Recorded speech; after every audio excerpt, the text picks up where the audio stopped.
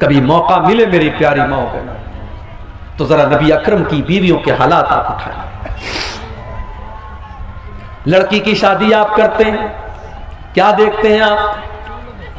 लड़का सरकारी नौकरी में है कि नहीं? लड़का 50,000 रुपया महीना कमा रहा है कि नहीं कमा रहा है? लड़की अगर आपकी खूबसूरत है तो आपको लड़का भी एकदम खूबसूरत चाहिए। दीनदारी आज कौन पूछता है मेरे भाई? आज दीनदार लड़के बेचारे परेशान हैं, उनके रिश्ते नहीं मिल रहे हैं। दीनदार लड़कियां परेशान हैं, उनके लिए रिश्ते नहीं मिल रहे हैं। लड़कों की डिमांड के लंबा चौड़ा जहेज मिलना चाहिए और लड़की वालों की डिमांड के सरकारी नौकरी वाला और अच्छा कमाने वाला और लाखों कमाने वाला दामाद चाहिए। ओ लोगों, जरा नबी के चारों दामाद के हालात भी पढ़ लेना। नबी को भी अल्लाह ने 4-4 बेटियां दी थी और अल्लाह के नबी ने 4-4 बेटियों की शादी की थी। और अल्लाह की कसम, नबी की चारों बेटियों के निकाह में कोई बारात नहीं आई, कोई जहेज नहीं दिया गया, कोई डिमांड नहीं की गई, कोई बैंड बाजा नहीं बजाया गया, कोई गीत नहीं गाया गया, कोई हराम काम नहीं किया गया। और नबी ने रिश्ते में क्या देखा? दीनदारी देखी।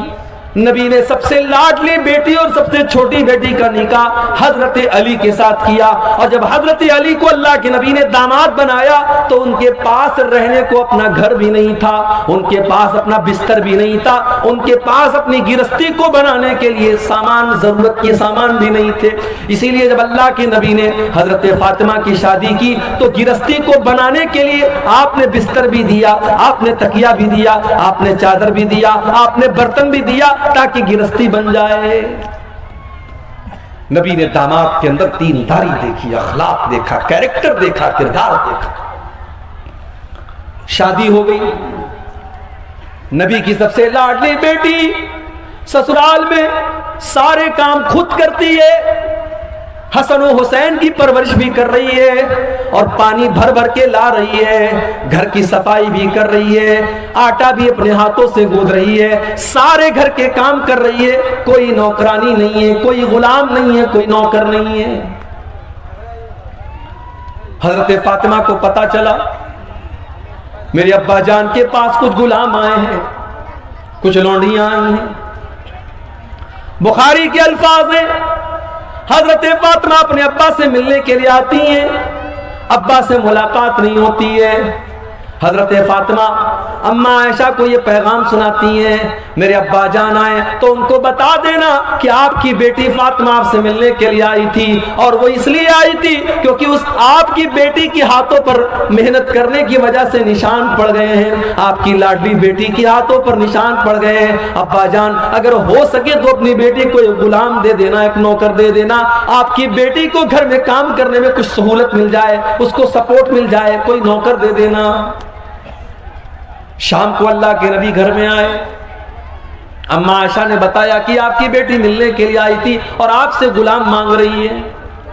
बुखारी के अल्फाज हैं, अल्लाह के नबी उसी वक्त अपनी बेटी के घर पहुंचे, दरवाजा खटखटाया, दरवाजा खुला, बिस्तर पर पहुंचे, दामाद अली भी मौजूद है और बेटी फातिमा भी मौजूद है। आपने कहा है अली, है फातिमा, है मेरी बेटी, है मेरे दामाद, मेरे पास गुलाम तो आए हैं मगर मैं वो गुलाम तुम्हें नहीं दे सकता। इसलिए नहीं दे सकता कि मेरा जो मदरसा चल रहा है, मेरी मस्जिद के अंदर जो मेरे स्टूडेंट पढ़ रहे हैं, असहाब सुफ़ा के नाम से जो मेरे स्टूडेंट हैं, जो मेरे दीन के तालिब इल्म हैं, उनको खिलाने पिलाने का मेरे पास कोई इंतजाम नहीं है। मैं उन गुलामों को बेच करके अपने उन गरीब सहाबा के खाने पीने का इंतजाम करूंगा। ऐ अली, ऐ फातिमा, मैं तुमको कोई गुलाम नहीं दे सकता। उस जमाने में भी मदरसे के बच्चों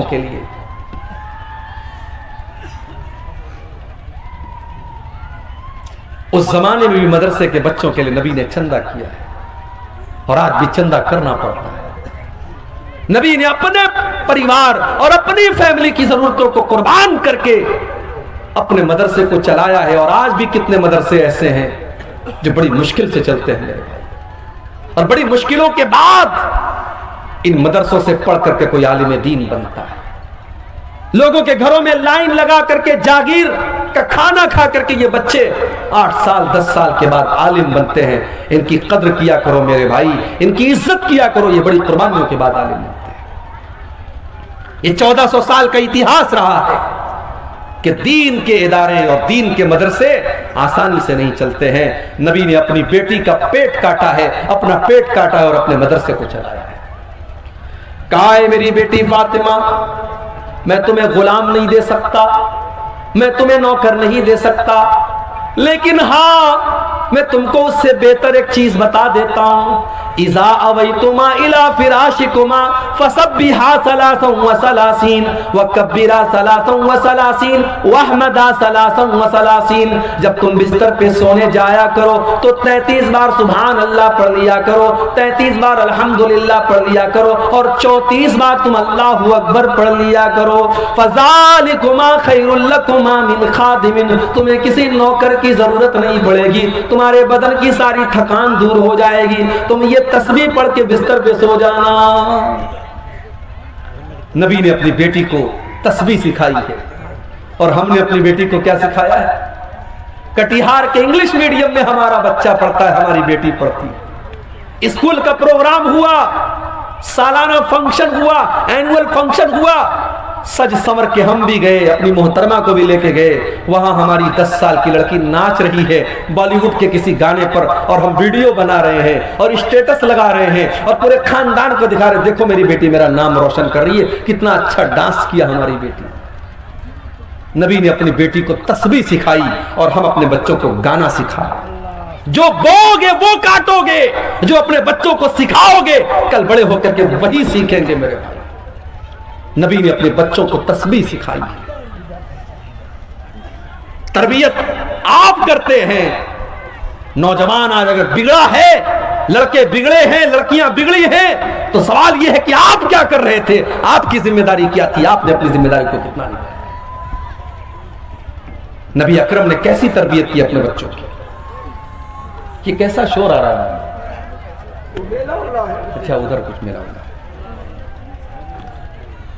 सही मुस्लिम के अल्फाज हैं, अल्लाह के नबी अपनी बेटी फातिमा से मिलने के लिए जाते हैं। बड़े गौर से सुनना मेरी माँ बहनों, रात का टाइम है, शाम का टाइम है। अल्लाह के नबी अपनी बेटी फातिमा के घर पहुंचे, दरवाजे पर पहुंचे, कोई चीज आपको नजर आई, आपके चेहरे पर नागवारी का असर जाहिर हुआ, कुछ ऐसा था जो आपको बुरा लगा और आप वापस चले आए। बेटी को पता चला मेरे अब्बा आए थे और आकर के वापस चले गए। बेटा होता तो ध्यान न देता, लेकिन बेटियां बहुत ध्यान देती हैं। बेटियां बहुत ध्यान देती हैं। बेटी तो अपने माँ बाप का चेहरा देख करके पढ़ लेती है कि अब्बा नाराज है, अम्मा नाराज है, माँ बीमार है, बाप बीमार है, बेटी ससुराल में है, मोबाइल पर कॉल गया, बेटी तेरे अब्बू की तबीयत बहुत खराब है। वो बेचारी अपने सारे काम धाम छोड़ करके दौड़ी दौड़ी आती है कि मेरा बाप बीमार है, पहले मैं अपने बाप की हालचाल ले लूं, उसके बाद काम होता रहेगा। बेटा उसी घर में रहता है, काम धाम करता है, बाप बिस्तर पे पड़ा है, बेटे को फुर्सत नहीं है कि अपने बाप को एक नजर आ करके देख ले, उससे 2 मिनट बात कर ले। उसके बाद भी हम लोग बेटों के लिए तड़पते हैं और बेटियां पैदा होती हैं तो माथे पर बल पड़ जाता है। हजरत फातिमा को पता चला अब्बा जान आए थे, वापस चले गए। फौरन हजरत अली को भेजा कि जा करके पूछो कि क्या बात है, हमने कौन सी गलती कर दी।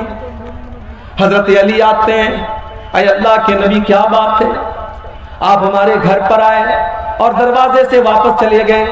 अय अल्लाह के नबी अगर कोई खता हो गई, कोई गलती हो गई तो बता दीजिए।